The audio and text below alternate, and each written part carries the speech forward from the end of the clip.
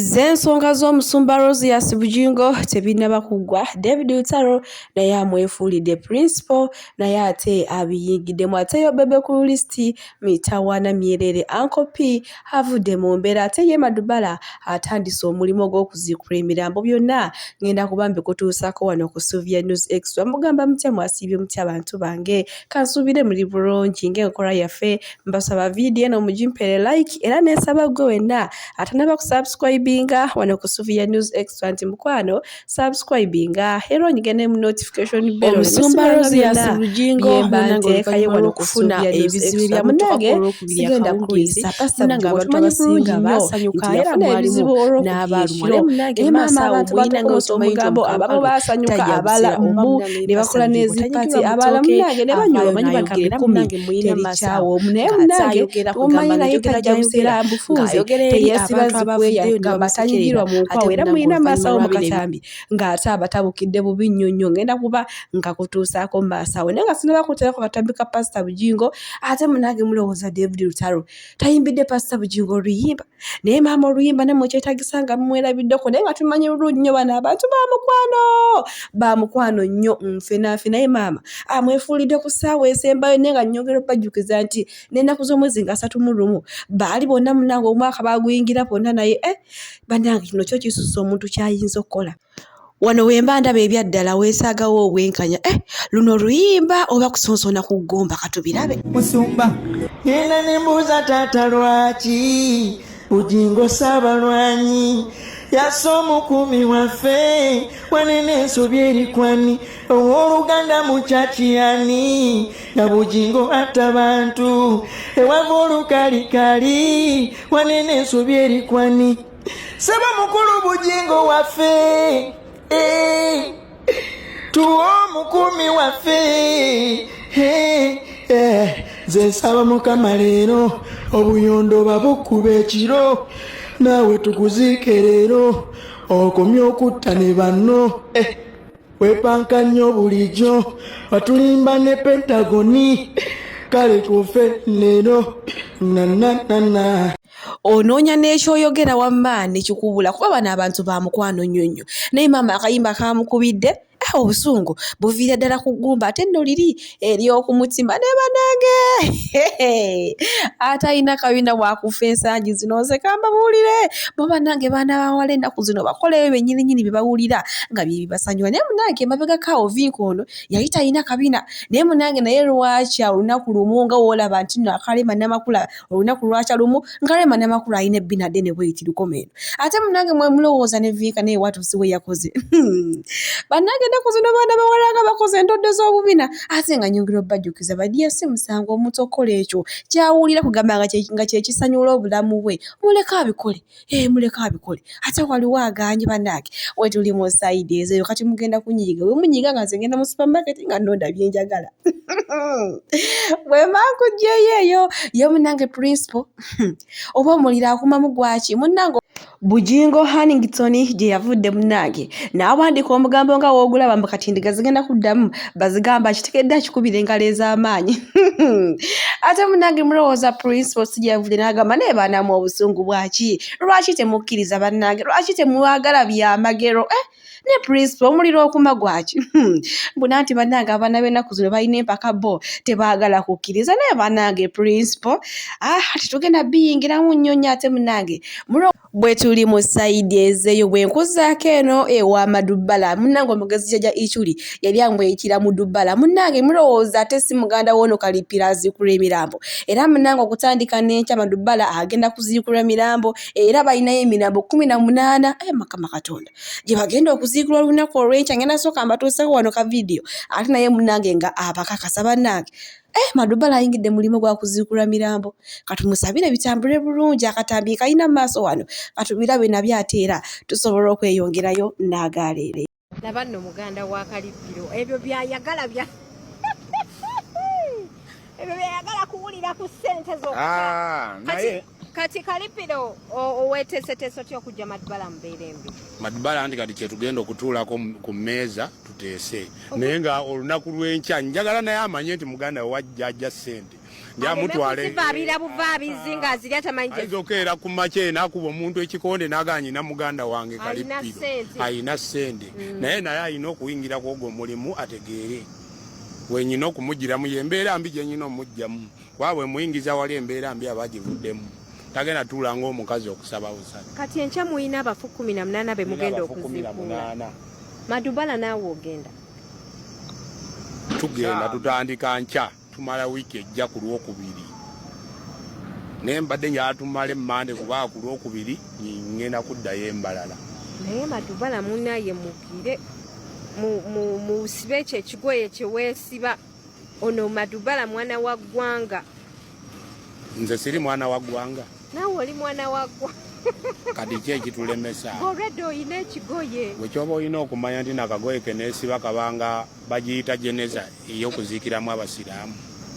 njagala kuddamu okola interview endala nzigenako akantu ke basituliramu emiryango waliwo kali ke basimbamu omufu akeeru essanda kati essanda lye weesiba ku mutwe kati okitegedde n'ofaanana abafu nenfaanana abafu era nenkola egyo emirimu gy'abafu omuntu akulabanga omufu bye bya Madubala nga tubyerekereza bwense okuvuze buterevu paka wa Uncle P munange big size munene bebe kulu yagamba nti singa anateeka palaso ku listi ajjamu obukadde 5 ne munange Uncle P awera nkolokota eri big size katubirabe ampa yansuubiza nti bwempangula agenda kumpa milioni meka nempangula ogusooka sazifa nempangula ogwokubiri najjako essimu eyaddako yali ensuubiza mafuta nze bw'aba yagala nzire mutwala ebigambo bye serious akwate sente zange akole ki milioni 10 zombanja tuleme kwogera mabanja oba si kyo aveeyo ayogera agambe Uncle P kituufu sente sikola ki zambula oba ki kati ebyo byonna sente n'okoowa ate awo tutuuse ne listi munange y'abayimbi abasinze okola ekitegeeza bebe kulu asuubiza n'atatuukiriza ate nga Uncle P munange bw'atutegeezezza mu maaso wano Pastor Bujingo ayina akatabi munange avuddeyo n'ayogera ku abo bonna abaasanyuse munange oluvannyuma lw'okutuukibwako bino ebizibu ebyatuuseewo era ebyatutte n'omuntu amanyikiddwa nga Uncle Richard oba tumuyite omukadde w'ekkanisa kale katubiraye munange ng'abyogera ate tweyongereyo mu maaso n'agaleero omuntu afudde tufiiriddwa abantu naye mwabasomye IT n'abalala muli bize muli mu kunoonya following. Don't create jokes out of other people's sorrow. Temuteekawo okubalaata na kusaagasaaga awali ennaku y'abala. Bannayuganda entanda gye mbasibirira kwe kuddayo ku mpisa z'abajjajjaffe obutasanyukiranga bantu nga bafudde. Waliwo omwoyo omubi gwayitira mu byabufuzi nti owapata endala bw'afa nga abapata eri bakola embaga naye ng'oggyeko ebyobufuzi okubaawo. Abantu babeera mu bibiina ebyenjawulo naye ng'ate mu bulamu obwa bulijjo abamu balamu b'abannaabwe, abalala bakoddomi b'abannaabwe, abalala babboosi b'abannaabwe, abalala bakozi b'abannaabwe, abalala ekika bakigatta. Bobi Wine yayimba oluyimba simanyi title yalwo naye manyi some of the lyrics nti olw'okubanga onaawagira mulala n'olinga awagira mulala ebyo tebibaawula. Baluyita akalulu ndowooza akalulu tekabaawula. So waliwo ekintu ekigenda maaso mu ggwanga ekitali kirungi nti omuntu bw'afa wabeerayo abasanyuka ne bacacyanca naye buli muntu afa kino njagala tubeere nga nakyo tukimanyi mu mutwe. Aba amaze oluwalo lwe, aba amaze okuzibako entaana ye. Bw'oba okyali kungulu entaana yo ebeera ekulinze olw'okubanga olwo olunaku ffenna tujja dusheyalinga tetusaana kulusanyukira. N'owulira muno sheke bamukubidde amasasi ku muzikiti wennyini ku kifo ekisaalibwamu gwe no bakuwadde ne respect ku church siwe bakusanze makubo g'oluusi oba ova mu bwenzi oba ovaawa naye ffe sheke bamujja ku muzikiti seeka gw'olaba nga talina wadde ennusu ebitaano wallahi basiiba ku muzikiti kweyiiya n'otunuulira seeka ng'ali ku muzikiti alinze muntu yagenda okumuwa ekyokulya oba endiga oba aswamye z'akabookisi wallahi ne bavayo ne bamukuba amasasi ne batta ne tuvaayo ffe ng'abasiraamu ne tugaba naye basiraamu bannaffe nga bafa basiraamu bannaffe nga baggwawo mu mwaka gumu ne tufiibwako baseeka nga 5 nga gavumenti tenyega ne gavumenti ya Uganda tugambe nti ye Bujingo asinga bano bamaseeka ababadde nga bava mu bulamu bw'ensi eno gavumenti ya Uganda tugamba bulamu bwa Bujingo businga abaana babadde balwanira ebyobufuzi kuba abaana kale balwanira ebyobufuzi baleke oba oli alwana ne takutte mundu takutte omwana akutte ejjinja wallahi ne bamukuba amasasi n'afa ne bakwata miskini ne basuula emulago bajje mulago bamujjeemu ebiwowolo bamujjeemu ebibumba bayikubidde famire jangu ono n'omuntu we mututte naye nga gavumenti byonna ebimanyi n'otuuka ku Bujingo alina owa SFC alina n'emmotoka eri bulletproof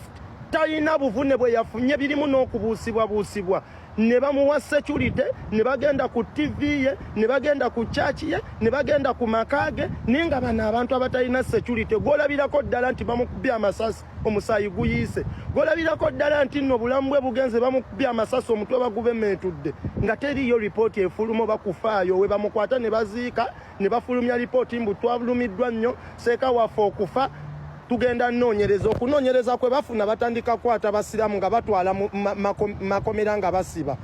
kati Bujingo munnange obulumi tugenda kubujjawa obukulumirirwa munnange muganda waffe nga naffe abasiraamu twetaaga justice Bujingo oli omu ku bantu abakulu ba leaders e Uganda tufiiriddwako nnyo abantu bannabyabufuzi mwe mwennyini ba leaders mwandiyimiridde ne mubanja reports z'abannaddiini abafudde naye gwe weefaako gwe nga gwe Bujingo teri agenda kulumirirwa nga naffe tulina obulumi bw'aba leaders abalala si gwe leaders nga tulina ba pastor ba reverend ba father baweereddwa obutwa muyina amaanyi mutuukirira Museveni buli wamu mutuuka mwe nnyini mwandyekozeemu olukwe ne banoonya reports z'aba leaders ab'amadiini ab'enzikiriza abafudde naye gwe tofaayo mwefaako nga gwe ate tozimbye Pentagon kakande asitudde ekizimbe kinene nnyo kuliko ne zaakeedi oyo gavumenti gwegenda owa obukuumi ne munnange bano bapasita ab'omu byalo bano balevulandi bafaaza gavumenti beyeeraliikirira nti oba batujju bekuba amasasi netta Bujingo ne bamuwa security ayina ekizimbe kiva eri n'eri bonna kakande ba Bujingo beeyagala bweyagazi teri muntu agenda kubalumirirwa ate Katonda notalyanguza ekyo kyabadde kyakugezesa mutuule mmwe nga bannaddiini munoonyereze kiki ekitta bannaddiini bannammwe abaana abannupu basiiba abantu baabwe bafa nowulira nti nno omwana babadde beekalakasa ne bamukuba amasasi n'afa omwana oyo afudde bamuyoddeyodde bamukasuse mulago bamusazeemu omutima biwoowoolo bakutte mayiti bagisuulidde maama bagisuulidde taata taata aziike maama aziike omuzadde oyo agenda kujjawo obulumi n'omutima omugumu n'okuguma agenda kujjawo nga ndi mulamu olina ne gadi ne shirudi olina ne shirudi okaaba mama olina ne shirudi saba kulereddewo WSFC wo ne bannange Uganda ay Allah ya Allah kubanga wezijukira ku masika g'abamaseeka puliranga ennaku empitamu bamaseeka banga battiddwa bamaseeka n'owulira nti nno maseeka bamugje ku muzikiti ne bamuteeka mu dduloni ne bamutwala n'owulira muno bamaseeka bamukubye amasasi bamutiddewo ugwe Bujingo alina ne security alina n'emmotoka eyimuse bweti weeyagala tulina ennaku ku mitima tulina ebizibu byaffe ku mutima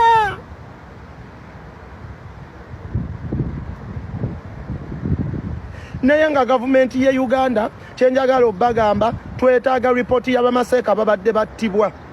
obwangu bwe mwakozesezza okunoonya ripooti ya Bujingo gwe bakubye omuziŋŋonyo ku kibegaabega ne munoonya ne mugenda ku church ne mugenda mu makaage ne mugenda ku leediyo ye ne mumwongera n'obukuumi bungi nnyo tulina baganda baffe abasiraamu abakubiddwa wallahi nga twetaaga obwenkanya tetubufunanga tulina bamaseeka baabano bonna battibwa bonna tunoonya ripooti naye ripooti ya Bujingo esooka etya ey'abamaseeka okufuluma oyo omu teyali muntu eyo yali mbizi kyali kisolo uyo bamukuba amasasi ne agamuttirawo wallahi tetufunanga ripoti paka kati. Bujingo gwe bakubyo nga n'amasasi tegalabise talina kiwundu ye ripoti yafulumiddewo era ne balaga nti ne mukama yamubonekedde. Wuyo omulala Sheeke bamukuba amasasi kufa bufi 2015 bamasheeka babiri mu mwaka gumu. Teriyo ripoti yali efulumye era ne balaga nti ye Bujingo ye yakubiddwa nnyo amasasi asaana okufiibwako bamuwadde ne security. Wuyo Sheeke owokusatu bantu basatu Bujingo wanjawulo singa bano. Sawa government ya Uganda never nenyonyereza ku Bujingo yafudde ati uyo Sheeke wakuna ne bamukuba masasi nafa bweyogerere wali ne bamukuba masasi agamufiira banonya ripoti tenatuuka. Uyo Sheeke omulala bamukuba masasi naye nga Bujingo ebagamukubye. Bujingo tafudde naye ate balaga security gye bamuwa y'amaanyi ku maka ge batuuseeyo ku radio batuuseeyo ku maofiisi ge batuuseeyo naye nga tannafa. Babo baseeko omu babiri basatu bana batano list endale y'abamasheeke yiyo babo bangi nnyo bonna. Babo bangi list yonna balaba maseeka kyemugamba gavumenti ye Uganda inti enzikiriza mwalondaye mu musosolo obusiraamu kati tugenda nakuwalira tutya igundi oyo tugenda munakuwalira tutya Bujingo tibabadde bamutanga ne report babo omu babiri basatu bana batano mukaga musanvu munana mwenda bamasheeke mwenda. Sawa ya lero Bujingo asinga bamaseeko omwenda bebatta. Tuinako Sheeke Ibrahim Hassan Chiria oyo yattibwa 2015 bweyogerere ku muzikiti yakubibwa amasasi nafa. Munnango yete yali muntu yafa era omulambo gotegayina makulu. Bujingo omulamu ayina makulu bali abafa tebayina makulu. Wuno